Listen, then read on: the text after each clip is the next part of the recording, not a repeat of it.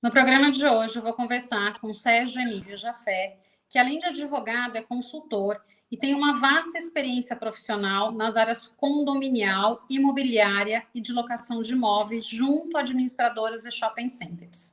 Ele também é coautor do livro Ser Síndico Não é Padecer no Condomínio. Tudo bom, Sérgio? Tudo bem, muito prazer, Renata, muito obrigado pelo convite e estamos aí para tentar aí dar alguns esclarecimentos aí, né, sobre matéria condominial. Maravilha. Adorei o título do seu livro, né? Porque Muito síndico, né, ao assumir, né, a investidura, né, passa a sofrer aí uma série, né, de circunstâncias, tem que lidar com diversos percalços aí. E o livro que a gente criou foi justamente, juntamente com o meu sócio, o Lino Araújo, nós atuamos na área de condomínio há mais de 25 anos, e nós criamos um verdadeiro assim manual de perguntas e respostas, né?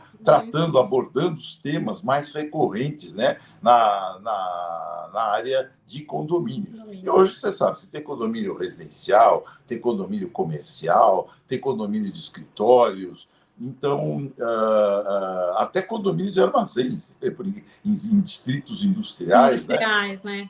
Exatamente. Então, o que acontece? Então, são 606 perguntas e respostas em que a gente aborda esse tema de uma forma assim, clara para aquele que não precisa ser um advogado para entender, basta ser morador, né? Do condomínio que ele acaba entendendo a situação aqui melhor do que eu aqui ajustando a gravata aqui. Até para desmistificar um pouco, né, essa questão aí do ser síndico, porque realmente, né, é uma atividade que todo mundo foge, né? Eleição de síndico em condomínio, assim, acaba tendo um quórum, mas ninguém quer assumir essa posição, né? Então realmente é interessante e importante esse livro, né?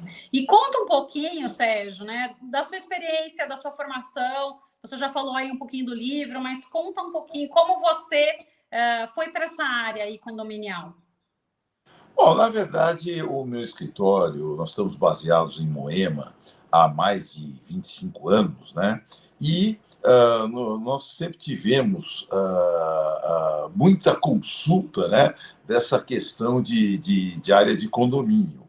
Então, nós tivemos muitas ações ao longo desses anos, né, de cobranças de condomínio, de prédios que acabam tendo que litigar com a própria construtora, né, por problemas construtivos, por problemas que realmente que acabam afetando a vida dos moradores.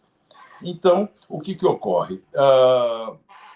Nós, durante todo esse período de 25 anos, nós tivemos várias ações defendendo o condomínio, cobrando condôminos que não pagavam as cotas condominiais, resolvendo conflitos entre vizinhos. Nós tivemos inúmeros conflitos entre vizinhos, entre prédios vizinhos. Você tem uma ideia? Há um tempo atrás, nós tínhamos um condômino que morava na cobertura, e o filho dele, um rapaz já de mais de 20 anos de idade, ele tinha um parapente.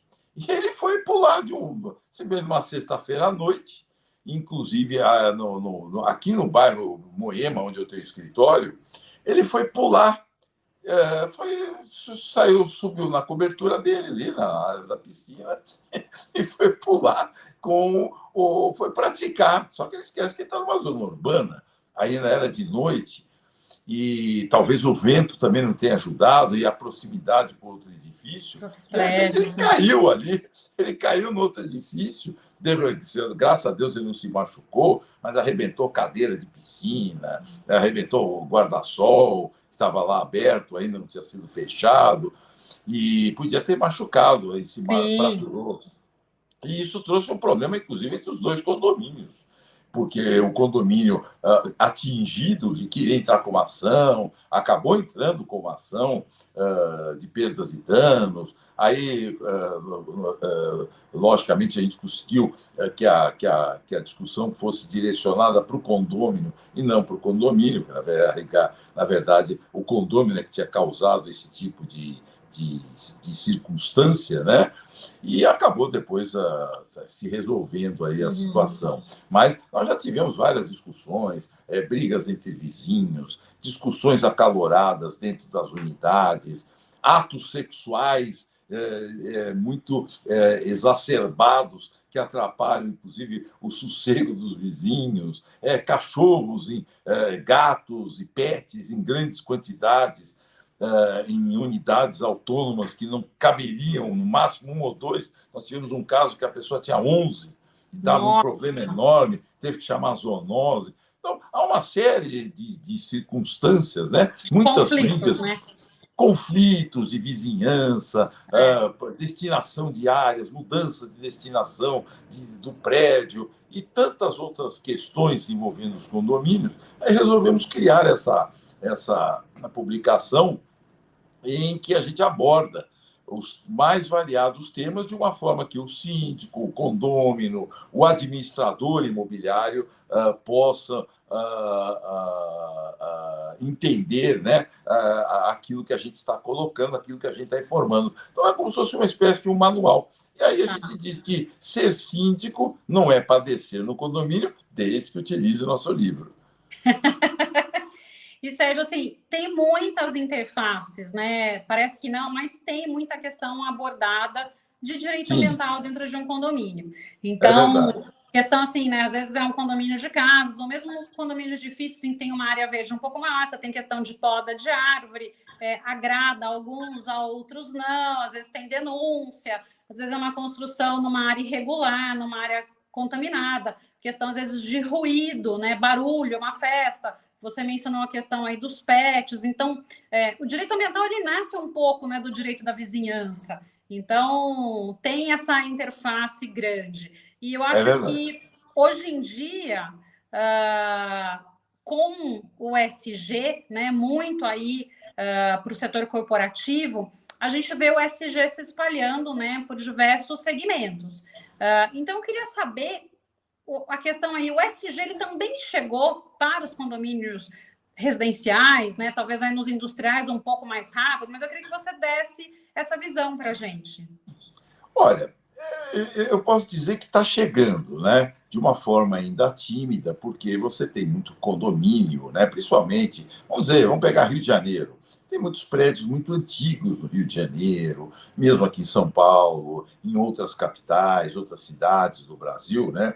Você tem prédios muito antigos e que ainda vão demorar para se adaptar a esse tipo de expediente, né? Por exemplo, reaproveitar água de chuva,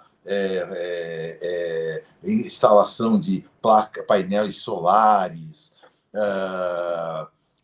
aquele sistema de lixos reciclados. O lixo reciclado, eu acho que está evoluindo bem. Né? Você faz o condômino, vai separar o seu lixo, né? Cada unidade autônoma de apartamento, de escritório, de consultório ou de casa, né?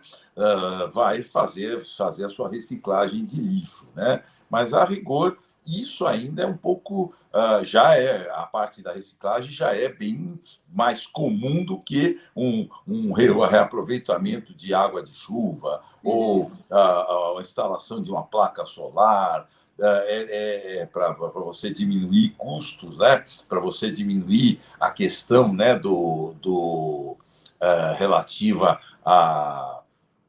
ao aproveitamento, né, da energia, para você ter uma energia sustentável, sem ser a base da energia solar. Isso ainda, eu acredito que vai ser uma tendência muito forte para os próximos anos, ainda mais com crises hídricas, né? Isso aqui evitaria, né, o impacto de uma crise hídrica, né, que assola, às vezes, não só o Brasil, como outros países, né? Mas levando em conta aqui o Brasil, muitas vezes Lógico, nós temos grandes hidrelétricas, nós temos aí o Ministério de Minas e Energia, que tem trabalhado ativamente para conter, né, eventual crise hídrica, mas aquela questão é a seguinte: é chuva, né? A um determinado momento, se não chove, efetivamente você vai ter um problema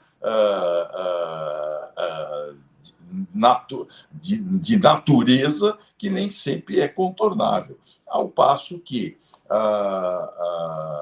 se a energia solar estiver à disposição de todos e de uma forma mais clara, mais econômica, porque ainda não é barato, tá certo? Você tem que comprar aquelas placas solares, aqueles painéis solares, e aquilo lá não é barato, ainda mais para suprir um condomínio edilício de tantas unidades, tantas pessoas. Uma coisa é uma casa, uma loja, um armazém, né? Outra coisa é colocar esse tipo de equipamento, né, para suprir a energia de tantas unidades, né, condominiais.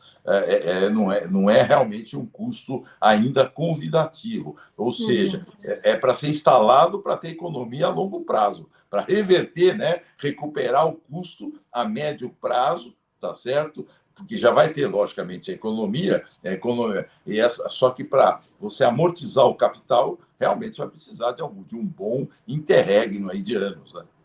Tá, perfeito. E Sérgio, os condomínios, né, eles, assim, quais são as principais tendências aí de práticas sustentáveis que eles têm tentado incorporar? E uma outra coisa que eu queria saber, tem diferença entre um condomínio de casas e um condomínio de edifícios no sentido dessas práticas ambientais? Sei que você mencionou a questão aí da separação do lixo, né, do lixo reciclável. Quais outras práticas os condomínios têm tentado incorporar que sejam voltadas aí para a sustentabilidade?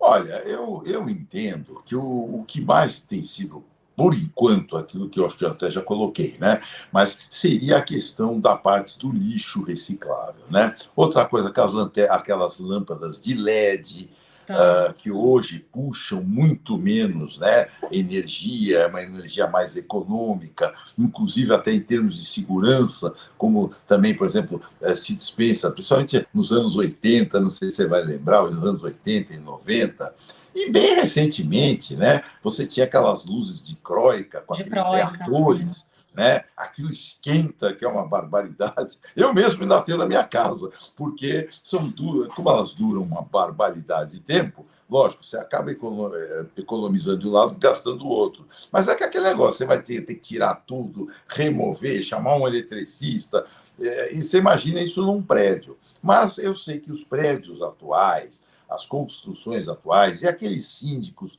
mais preparados, mais, vamos dizer, conectados com os seus condôminos, eles têm o quê? Adotado, por exemplo, a substituição por luzes frias, né? Aquelas luzes, né? Os LEDs, que são mais econômicos, não tem essa necessidade de reator, que também consome energia e que também pode ser um fator, inclusive, de causalidade de sinistros, de incêndio pela caloria que elas emitem, né? Os reatores.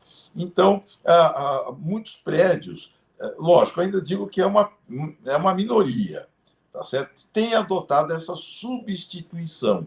Então, a substituição por LED, a questão de tentar reaproveitar a água por meio de poços. Tem gente que até compra tem condomínio que utiliza até aquelas caixas d'água para recolher chuva, água de chuva. Tem condomínio que, inclusive, tem até um poço artesiano, entendeu? E acaba revertendo isso numa economia. Em vez de usar água vinda da Sabesp, ele usa água para lavar pátios, para lavar áreas comuns, com a área com poço artesiano. Então, tudo isso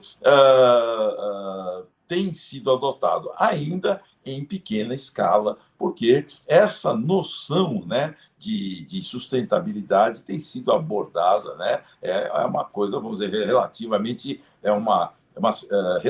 nova dentro da realidade mundial, né?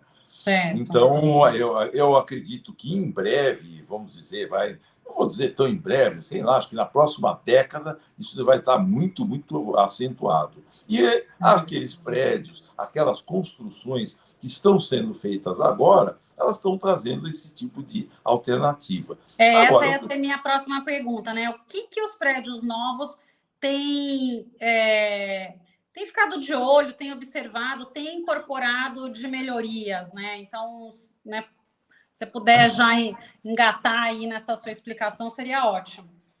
então, basicamente é isso. Hoje trabalha-se com reciclagem do lixo, Água hoje de chuva, né? água de chuva, hoje é muito sistema de sensor de movimento. Por que os sensores de movimento? Porque a luz só vai acender se a pessoa passar ali próxima, tá certo? Se passar no raio do senso, de captação do sensor, vai acender a luz e também vai apagar a luz num curto espaço de tempo. Isso representa também uma economia de energia elétrica, tá certo? Assim como as luzes de LED, né? E que isso vai realmente reduzir o impacto ambiental e também no impacto financeiro, né? Porque a economia passa a ser bem maior. Uma economia que não existia e que, de repente, passa a ser considerável.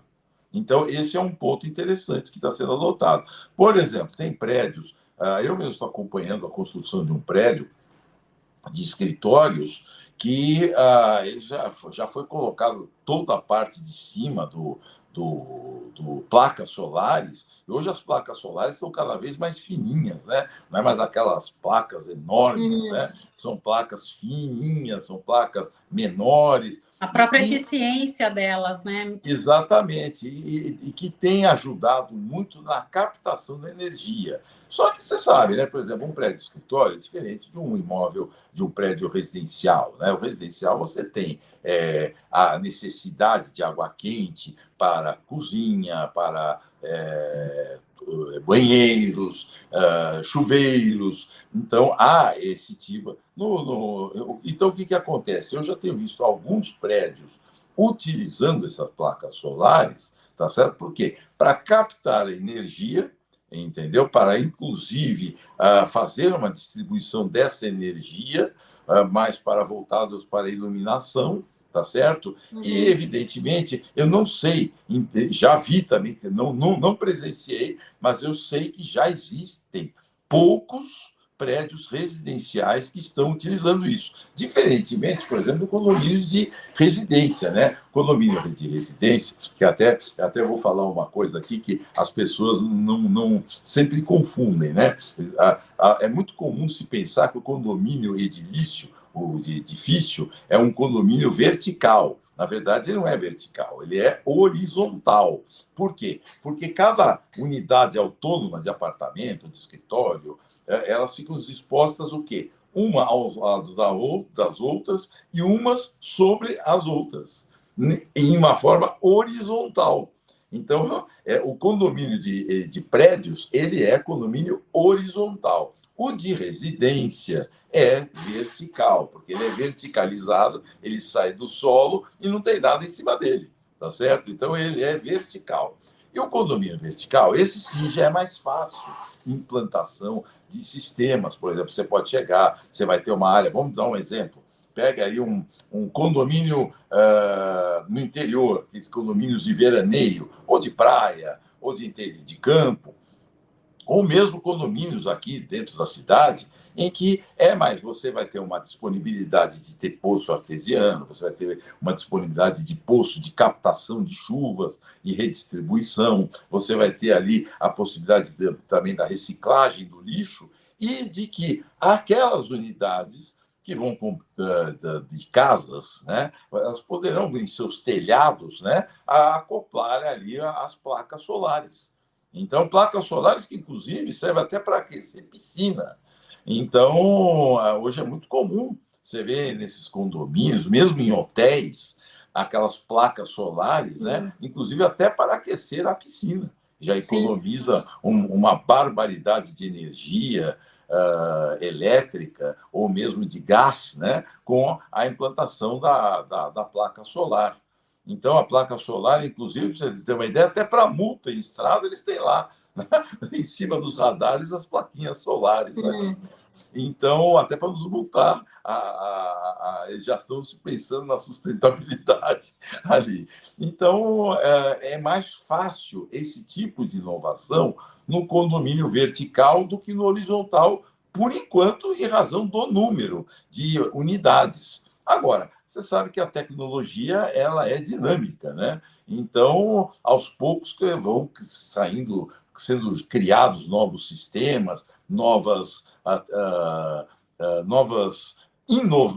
inovações, né, nessas áreas, a ponto do que a tendência é realmente diminuir a questão do consumo da eletricidade, como da gasolina. Hoje você vê que nós temos carros elétricos, inclusive até um bom lembrete aí, vários condomínios e principalmente comerciais têm colocado agora aquelas tomadas para os carros elétricos, para você poder carregar o seu carro elétrico. Aliás, até em shopping tem isso, né? Os próprios shopping centers também tem isso. Eu mesmo eu estou sabendo de um shopping que está sendo reformulado ali, onde está sendo colocado em todo a sua área de telhado ali, né? Não seria telhado, vai do último andar, tem colocado, já está sendo colocado ali as placas, painéis solares ali fortes, né? Para atender as demandas e trocando toda a iluminação por LEDs, para tentar desobstruir, né? Ou melhor dizendo, para tentar desonerar essa questão de eletricidade e energia elétrica. Tá. E, Sérgio, para o administrador, né, para o síndico, quais são os maiores desafios na implantação de práticas sustentáveis para o condomínio? Olha, é a questão, em primeiro lugar, eu acho que esbarra nos orçamentos. Em segundo lugar, na conscientização dos próprios condôminos, porque muito condômino ainda não tem aquele hábito de querer separar o que é reciclável e o que não é reciclável, tá certo? O consumo exagerado na hora de utilização ou do sistema a gás ou elétrico para práticas higiênicas, né, como banhos, que isso você sabe que consome bastante, uso na cozinha também, de muita água quente na hora de lavagem, de louças ou máquinas de lavar louças. Esse tipo de entrave. E como falei, né, quando eu falo agora em orçamento, né, em função até dos custos, né, que gerariam com algumas implantações que efetivamente poderiam dar resultados, mas que são resultados de amortização a longo prazo. E aí o que acontece? Hoje todos nós vivemos, acho que o mundo inteiro vive no dia de hoje, né? Porque você não sabe o que acontece. Nós acabamos de sair de uma pandemia, que era algo totalmente inesperado, né? Que o país, inclusive, se comportou de uma forma realmente muito. Tem se comportado na parte econômica, financeira, né? De uma forma até exemplar, né? Em comparação com os outros países. Então, na verdade, não deixa de se dizer que a pandemia trouxe uma imprevisibilidade total. E isso afeta bolso de todo mundo, planejamento financeiro. Então, hoje, quando você vai falar, peraí, vamos tentar fazer uma mudança para adequar o prédio, deixá-lo de uma forma mais sustentável, né? Em termos de meio ambiente, aí se esbarra nessa questão que vai ter custo, vai ter custos imediatos e as pessoas já estão pagando valores altos, já deixaram de receber, já tiveram uma queda de faturamento em razão da crise mundial de saúde, até mesmo a parte de guerra, dá uma guerra do outro lado do mundo, dá algum problema do outro lado do mundo, atinge o mundo inteiro, a globalização é isso. A globalização leva a todo mundo a ficar, vamos dizer, a grosso modo, no mesmo barco. Então, se há uma crise, essa crise, no outro lado do mundo, vem trazer reflexo aqui para o nosso lado, aqui para o nosso Brasil. Sim. E, Sérgio, então, assim, né? ainda este custo ele é visto como uma despesa e não como um investimento que vai ser retornado para o bolso, né, dos próprios moradores. Exatamente, exatamente. E olha, e você veja o seguinte, viu, Renata? Meu escritório, a gente atua muito aqui, o carro-chefe aqui do escritório, para você ter uma ideia, é a cobrança de cotas de condomínio em atraso. A gente deve estar hoje aqui no escritório, sei lá, com uma faixa de, sei lá, de 800, 900 processos aí em tramitação. E o que acontece? A pessoa mal dá conta de pagar o condomínio. Então, de repente, preciso fazer um rateio para fazer essas implantações. Aí esbarra na aprovação. Muito síndico é bem intencionado, muito conselheiro, muito corpo diretivo são bem intencionados no sentido de tentar atualizar o prédio, tentar, sabendo que isso vai trazer uma economia, tá certo? Até, vamos dizer, até de curto prazo. Porém, você tem um investimento que vai ter que ser amortizado.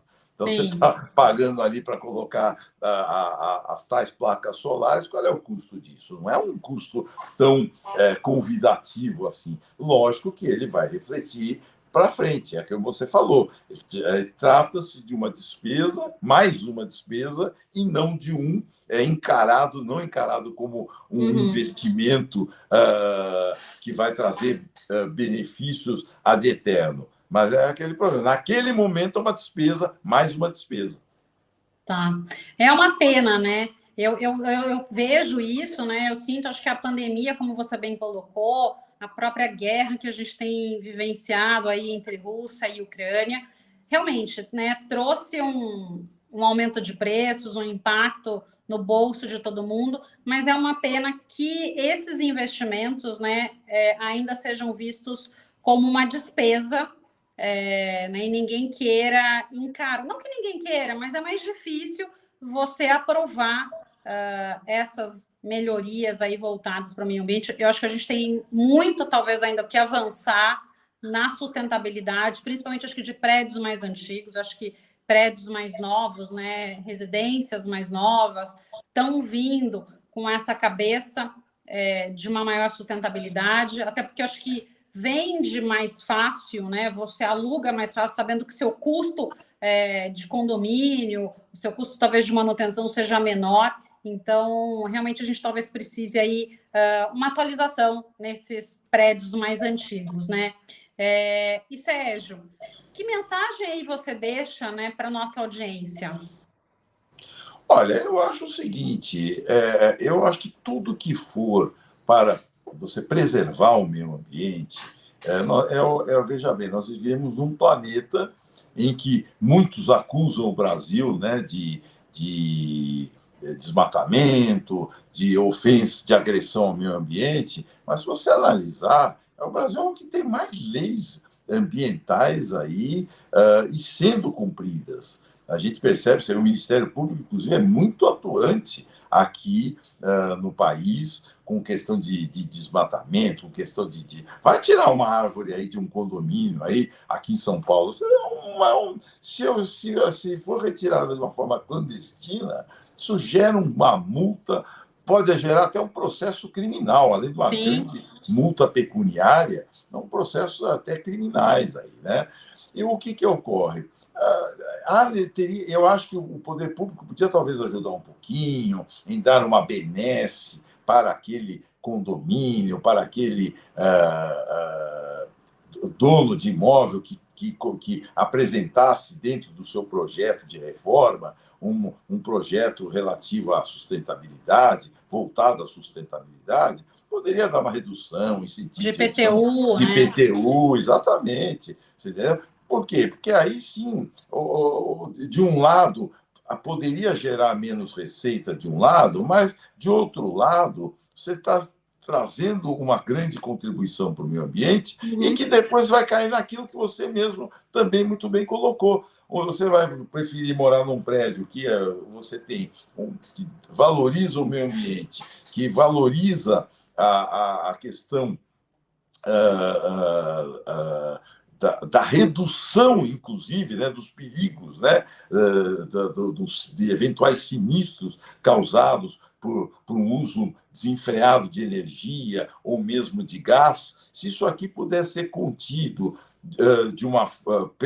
pelo uso da energia solar, se você tiver lá um prédio com sistema de escoamento, inclusive de escoamento de descarte de lixo, de material, de uma forma a respeitar o meio ambiente, tudo isso só traz valorização para o próprio imóvel, para o próprio condomínio, para a própria edificação.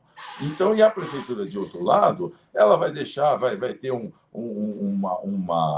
primeiro lugar, o poder público vai poder lidar melhor com essa forma de reposição de energia elétrica, que vai cair bastante, você vai ter aquele menos pico de uso, menos problemas de manutenção, quantos postes aí elétricos, né? Os transformadores que explodem ali por sobrecarga de uso, tudo isso seria exponencialmente reduzido. Uhum.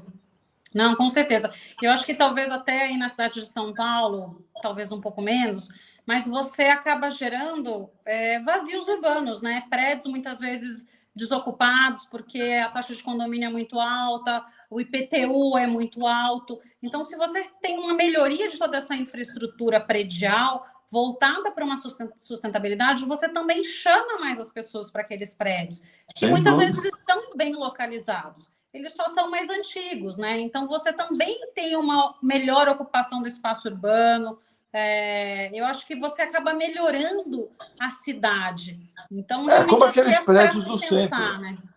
Como aqueles prédios do centro, que estão acabados. Você vai lá no centro, que é tão bonito aí o centro de São Paulo, mas você tem prédios totalmente deteriorados ali, né? Então, sem nenhum tipo de apoio do poder público. E aí, o que acontece? A causa, em compensação, você tem, por exemplo, bairros que não para de se construir. Aliás, a nossa sabe que a construção civil brasileira realmente é muito boa, né? Muito ágil, muito dinâmica. Mas o que acontece? Precisa haver um incentivo aí também do poder público. Eu acho que o futuro não vai poder escapar. Nós vamos ter crises energéticas que vão necessitar da melhoria, do melhor tratamento do meio ambiente, mas isso também não depende só do particular, acho que depende do poder público. É um conjunto, né, Sérgio? É um conjunto, exatamente. Repensar o uso da cidade. Realmente. Exatamente, eu acho. Principalmente você vê que hoje em dia já tem muitas luzes de LED colocadas nas vias públicas. Tudo isso também ajuda para economizar. Agora, você veja, mesmo lixeiras, tem vários lugares em São Paulo que você tem aquelas lixeiras de reciclagem, e outras não tem. Quando mal e mal você acha uma latinha de lixo. Olha, eu vou te dar um exemplo, que eu não sei como é que nós estamos aí de tempo, mas vou te dar um exemplo. Eu acho um absurdo como em algumas praias, né? Principalmente quando tem aquele verãozão, está todo mundo ali tomando sua cerveja, ali, e eles tiram as latas de lixo ali das praias, quando, na verdade, deviam deixar colocar ali, lá para umas 6 horas da tarde, acabou, a praia já foi diminuindo ali o fluxo de pessoas, pega aquilo lá, ensaca tudo e manda embora. Tá certo? Nem que aí, nesse caso, a própria prefeitura dessas cidades litorâneas, né, façam essa reciclagem. Ou então pode até mesmo, durante o uso, estabelecer ali, colocar lixeira para latinha, outra para papel de sorvete, outra para alguma casquinha de pastel, sei lá, tudo separadinho. Aí o que acontece? Você deixa aquilo tudo limpo, tá certo? E já separado. Porque a ocasião faz o ladrão. Se você não tem nada disso, o que acontece? Justamente tem a poluição. É a mesma coisa que os prédios, residências, mesmo as vias públicas, que muitas vezes você não vê nenhuma lata de lixo ali, nenhum para você descarregar o lixo ali de alguma forma. E o que vai indo? Vai indo para bueiros, aí depois isso aí causa entupimentos, alagamentos, enchentes. Por quê? Porque a rede de esgoto não está bem preservada, porque todo mundo joga o lixo ali. É a mesma coisa que em micro, né? É a mesma coisa que ocorre nos condomínios. Se você não colocar, disponibilizar lixeiras, disponibilizar formas de descarte e de economia, realmente você continua sempre num ciclo vicioso. Não, é isso mesmo, maravilha. Queria te agradecer, Sérgio, imensamente pela participação no programa de hoje. Acho que é um tema muito interessante, muito pouco explorado. Eu acho que esse melhor uso, essa melhor ocupação dos centros urbanos, né, cidades mais inteligentes, acho que é essencial a gente começar a discutir, né, até para que a gente tenha um futuro mais sustentável, né? Então, foi muito bacana a nossa conversa. Te agradeço. Eu que agradeço aí pelo convite, gostaria de agradecer a você, Renata, ao Gilberto, ao André, e agradeço aí por ter sido lembrado aí. Estou sempre às ordens, precisando aí, a gente continuar o bate-papo, para mim vai ser uma honra. Muito obrigado novamente pelo convite. Maravilha. No programa de hoje, eu conversei com o Sérgio Emílio Jafé, que além de advogado, é consultor e tem aí uma vasta experiência profissional nas áreas condominial, imobiliária, de locação de imóveis, né, e junto a administradoras e shopping centers. Muito obrigado a você que nos prestigiou até aqui. Deixe seu like e não se esqueça de se inscrever no nosso canal. E compartilhe. Nos vemos na próxima semana.